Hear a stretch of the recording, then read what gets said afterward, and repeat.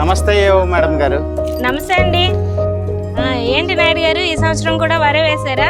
ఊరి వేసామండి. మన మన్యం జిల్లా కలెక్టర్ గారైన శ్రీ ఎన్ ప్రభాకర్ రెడ్డి గారు ఇట్లా మన వరిలో ఉన్న వాటర్ని ఉపయోగించుకుంటూ రైతులకి రెండింతల అధిక దిగుబడి వచ్చేలాగా మనకి ఈ వరిలోనే చేపల మిశ్రమ పెంపకాన్ని ప్రోత్సహిస్తున్నారు సార్. సో ఆయన చెప్పిన ఆలోచన మేరకు మనం కూడాను ఈ వరిలో చేపల మిశ్రమ పెంపకాన్ని నీట్గా చేసుకున్నట్లయితే దీనివల్ల 2 లాభాలండి. ఒకటి, చేపల పెంపకం వలన మీకు అధిక ఆదాయం రావడం ఒకటి. అయితే ఈ చేపలు ఏం చేస్తాయనంటే ఈ వరిలో ఉన్న చీడపీడలు వాటి ఇన్సెక్ట్స్ని తిని అవి పెరుగుతాయి. అలాగే చేపల వ్యర్థాల వలన మనకి భూమి కూడా సారవంతం అవుతుంది, వరి పంట మీకు బాగా ఉంటుంది. అలాగే చేపలు అటు ఇటు కదలడం వల్ల మనకి వరిలోని కదలికలు ఏర్పడి దుబ్బు బాగా చేయడం, మంచి ఆదాయం రావడం ఉంటుంది. సో ఇప్పుడు ఈ వరిలో చేపల పెంపకం గురించి కొంచెం మరిన్ని వివరాలు మన జిల్లా మత్స్య శాఖ అధికారి వారు ఉన్నారు, ఆయన్ని అడిగి కొన్ని విషయాలు తెలుసుకుందాం. రండి నాతో పాటు.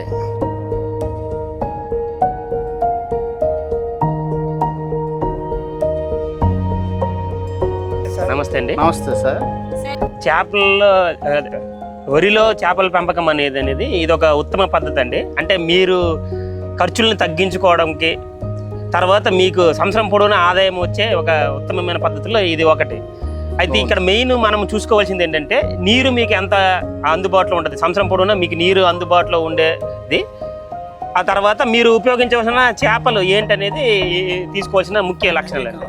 దానిలో భాగంగా ఈ వరి పొలం అనేసరికి కొంత తక్కువ డెప్త్ ఉండే నీరు ఉంటుంది కాబట్టి మీరు చుట్టూ కొంచెం కందకాలలాగా ఒక 2 మీటర్స్ వెడల్పు 4-5 అడుగుల లోతులో మీరు కందకాలు తీసుకొని అందులో నీరుని నిల్వ ఉంచుకుంటూ దాన్ని మీరు వరికి ఉపయోగించుకొని ఆ ఉన్న నీటిలో ఎటువంటి రకాల చేపలు వేసుకోవాలంటే మెయిన్గా కామన్ కార్పు అంటే బంగారపాప అని, తిలాపియా లేదా మీకు ఇంకా ఎక్కువ నీరు ఉంటుంది అనుకుంటే మన రాగండి, ఎర్రమైల, బొచ్చె లాంటి రాగండి, ఎర్రమైల రకాల లాంటి చేపల్ని మీరు వేసుకోవచ్చు. అవును సార్. ఇది ఈ రకాలను మీరు వేసుకోవడం వల్ల మీకు ఎటువంటి ఆదాయం ఎటువంటి లాభాలు ఉంటాయంటే మెయిన్గా వరిలో ఏదైతే చీడపీడలు కానీ పురుగులు కానీ వచ్చిన వాటిని అది ఆహారంగా తీసుకొని, అంతేకాకుండా వాటి వ్యర్థాలని ఫెర్టిలైజర్గా ఉపయోగపడుతుంది. దీనివల్ల మీకు ఏంటంటే ఎరువుల యొక్క తగ్గుతుంది, ఖర్చులు తగ్గుతాయి.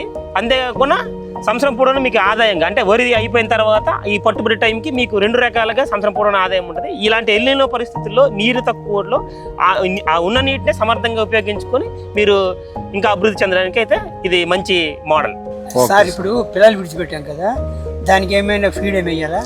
అంటే మీరు ఎలాగో న్యాచురల్గా ఘనజీవామృతం, ద్రవజీవామృతము ద్వారా వచ్చే ఫైటో ప్లాంక్టన్ కానీ జూ ప్లాంక్టన్ కానీ అది చేపలకి ఆహారం ఉపయోగపడుతుంది.